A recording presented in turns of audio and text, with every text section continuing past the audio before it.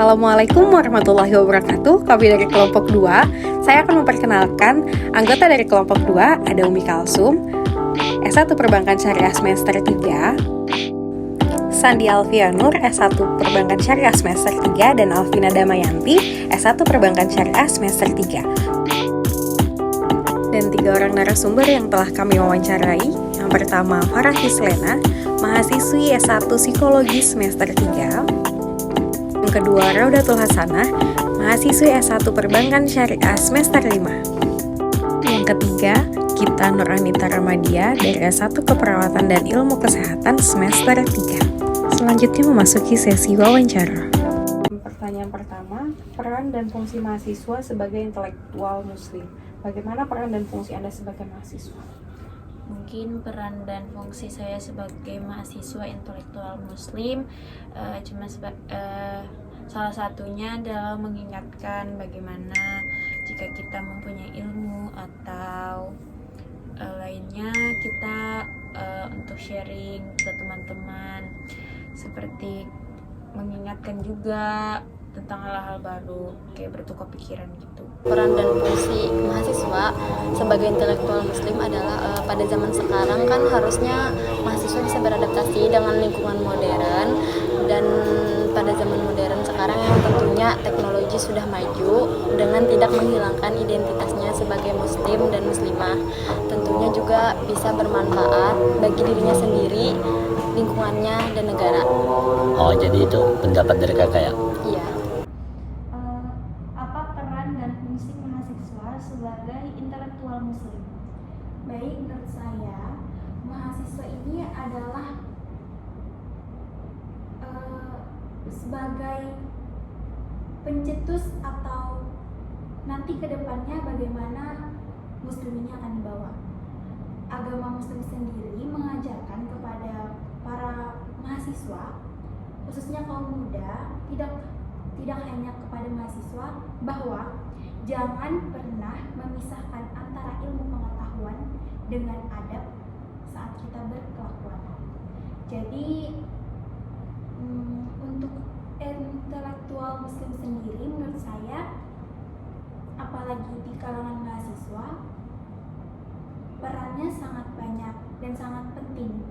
Misalnya seperti kita berkelakuan di keseharian kita, bagaimana kita bertingkah laku, bagaimana kita memberikan kesan kepada orang terhadap apa yang kita lakukan, itu sangat berpengaruh.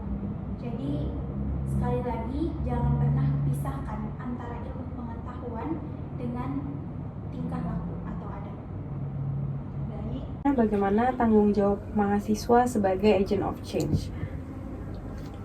Mungkin saya sebagai sesama lebih mengingatkan ke teman-teman untuk sholat, dan juga mungkin sepertinya alangkah lebih baiknya kalau di perkuliahan itu jika sudah waktunya sholat, pembelajaran benar-benar dihentikan, dan juga kita melaksanakan sholat terlebih dahulu, melanjutkan perkuliahan kembali, agar tidak ada yang lebih dahulu dan tidak ada yang tidak mengerjakan, seperti itu.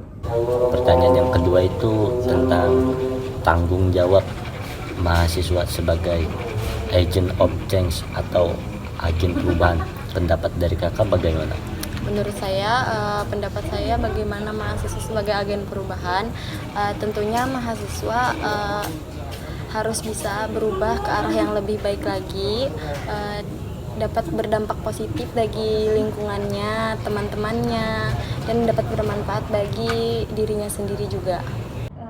Selanjutnya, pertanyaan yang kedua, tanggung jawab mahasiswa sebagai agent of change atau agen perubahan menurut Kak Raudatul Hasanah bagaimana? Menurut saya sendiri, agen of change, mahasiswa sebagai agen of change atau pembawa perubahan. Mahasiswa ini cenderung menjadi tolak ukur bagi orang luar. Mahasiswa juga memberikan suara terhadap pemerintahan. Hal kecil yang bisa kita wujudkan sebagai agen perubahan, misalnya memposting hal-hal positif di sosial media kita. Itu sih menurut saya. Baik, terima kasih tanggapannya untuk pertanyaan yang kedua. Bagaimana menghidupkan budaya diskusi di lingkungan kampus UM Banjarmasin? Mungkin karena kita di lingkungan kampus itu mempunyai UKM-UKM tersendiri yang dimana di situ pasti kita mempunyai permasalahan tentang di kampus ataupun UKM tersebut. Nah, jadi ya kita berbicara, kita mendiskusikan bagaimana tanggapan dari teman-teman. Namun tidak hanya di UKM itu saja, dari kelas pun kita juga bisa menghidupkan diskusi tersebut dengan mengkritisi atau membicarakan permasalahan-permasalahan lalu mencari jalan keluar di perkuliahan.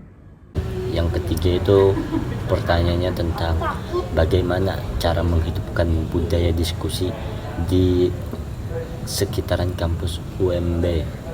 Pendapat Kakak bagaimana cara menghidupkannya? Menurut saya, bagaimana caranya menghidupkan budaya diskusi di lingkungan kampus Universitas Muhammadiyah Banjarmasin melihat kondisi yang sekarang adalah dengan cara mengikuti organisasi yang ada di kampus, mengikuti unit kegiatan mahasiswa yang sudah disediakan, dengan juga beradaptasi atau berbaur dengan teman-teman beda fakultas. Bagaimana menghidupkan budaya diskusi di lingkungan kampus atau Universitas Muhammadiyah Banjarmasin? Untuk budaya diskusi ya, kita ketahui sendiri mahasiswa itu tidak luput dari budaya diskusi, entah itu di luar ataupun di dalam kelas. Mahasiswa itu lekat dengan budaya diskusi. Kalau kita belajar pun itu pasti ada diskusi.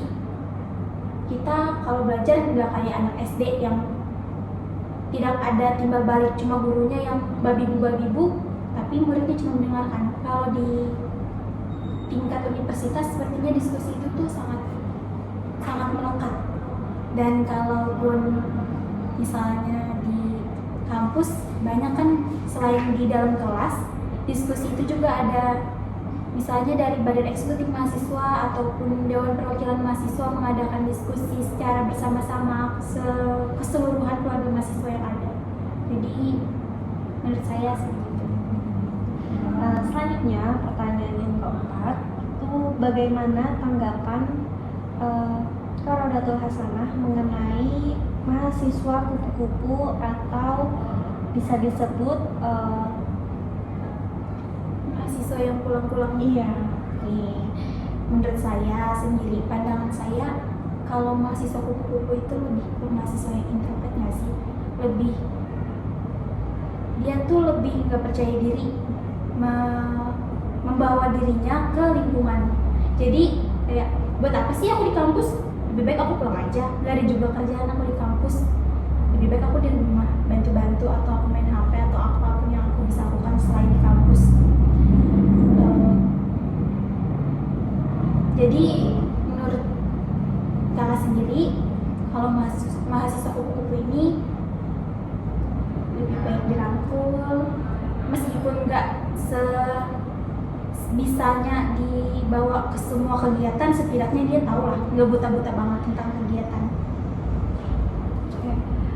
Pertanyaan terakhir, bagaimana tanggapan Anda sebagai mahasiswa tentang tipe mahasiswa kupu-kupu atau kuliah pulang?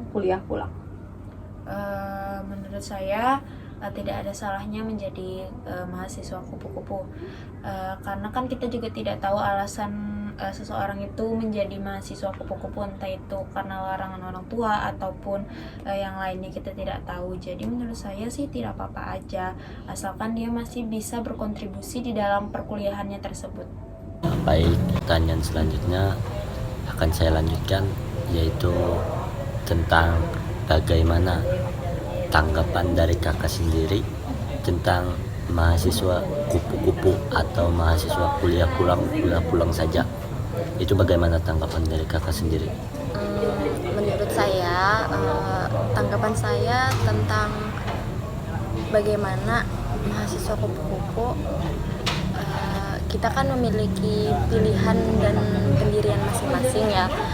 Jadi untuk pilihan tersebut mungkin kita kembalikan kepada diri mahasiswanya masing-masing.